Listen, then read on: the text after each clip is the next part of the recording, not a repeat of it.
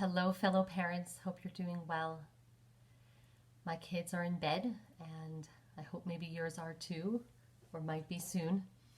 Welcome to this new series, which is called Parenting in the Parsha. We'll try and glean some parenting insights or just simply some inspiration from the parasha each week. And this is the perfect place to start because this week's parasha is actually a double parasha, Tazria and Mitzorah. And it deals with disease, with a disease that is highly contagious. It is a disease that the Torah understands to be of spiritual origin, but still, as we are reading about this Sarat, this is a skin affliction. There are different colors, either white or red on the skin, on the head. The Sarat can even come to the walls of someone's home. Sarat is loosely translated as leprosy, and as we're reading this, just think about the times that we're living through. The procedure is that if someone thought that they might have Sarat, they might be stricken with this leprosy kind of affliction, then the Kohen, the priest, would examine the individual, would examine his or her skin, and if the Kohen was uncertain, then this required a quarantine of 7 days, and then another examination. And if he was still uncertain, there would be another 7-day quarantine until the Kohen would confirm that it was in fact leprosy, or perhaps the Kohen would declare the person to be pure. And either way, once this Sarat was diagnosed, there was then a 7-day period of isolation, where the person would go outside the camp, outside of the Israelite camp. This is, of course, in the wilderness that we're talking. And that person would undergo a healing process, a purification process. So just listen to it. Quarantine, testing, diagnosis, isolation. This is our parasha. I wanted to focus on a particular word that comes up again and again and again through the process of these descriptions of the Sarat, and that word is ra'ah, or lirot. It means to see. The ra'ah hakohen, the priest, the kohen, would see, would examine, would see. Again and again, we have this word ra'ah, and I'm thinking a lot about seeing, what we're not seeing, the way that we're being seen so differently these days.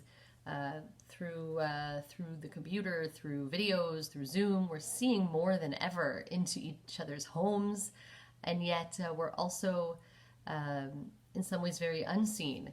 You know, the joke goes that everyone's buying shirts and nobody's putting on pants, or maybe they're wearing their pajamas all day, but just from the waist down. People remarking that they haven't put on makeup, they haven't gotten dressed, because no one's really going out and being seen in the ways that we usually are.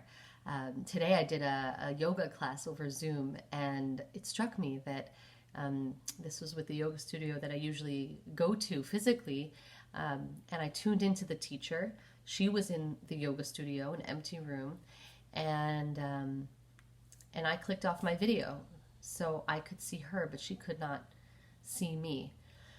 So our sense of lirot, of ra'ah, is really flipped on its head.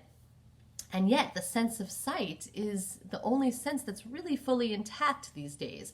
We can't reach out and touch each other or hug each other through the screens. We certainly can't smell or taste, sharing those senses. Even our sense of hearing is delayed, right? Anyone who's been on one of these crazy Zoom calls where everyone's trying to talk at once or sing at once knows that the hearing, the listening, doesn't quite work the same. It's just sight. We're really left with our sense of sight. And maybe we can think about the ra'ah, the lirot, the sense of sight, the way that our parasha sees it as a process, as a part of the healing process. We've lost so much else, and what we have left is our sense of what we see, of who we can see, of seeing ourselves, of seeing those who are close to us, very close to us, more than others. And I'd like to offer one last piece of Torah from the parasha. the offering that was brought in the tabernacle in the desert, in the Mishkan, and eventually then in the temple in Jerusalem, this offering, this korban, that was brought by the person who had been stricken with leprosy and then had been healed, involved several little ingredients. And in particular, our rabbis noticed the use of the cedar wood and hyssop. A hyssop is a tiny little shrub. And of course, the cedar is a tall, majestic tree. And the sages understood these two pieces of vegetation to represent the tiny hyssop representing humility, and the cedar representing pride, maybe even haughtiness.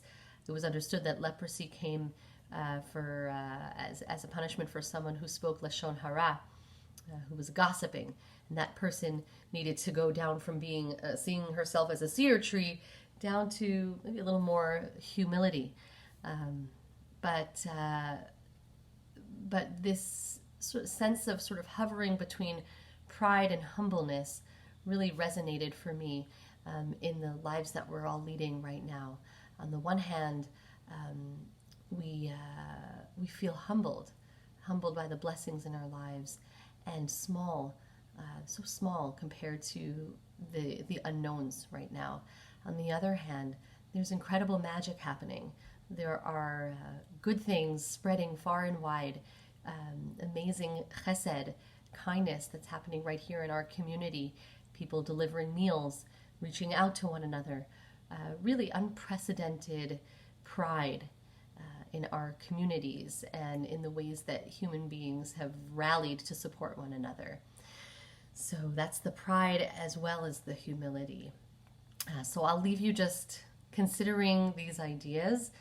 Firstly, this is a disease of biblical proportions. We really do feel humbled by it. The significance of seeing and being seen and thinking along those lines as we head into the week. And the importance of humility together with self-pride and maybe a little self-care thrown in for good measure. So I wish you good health. I wish you a little bit of sanity through these long days. And I wish you a Shavua Tov. Have a wonderful week. Take care.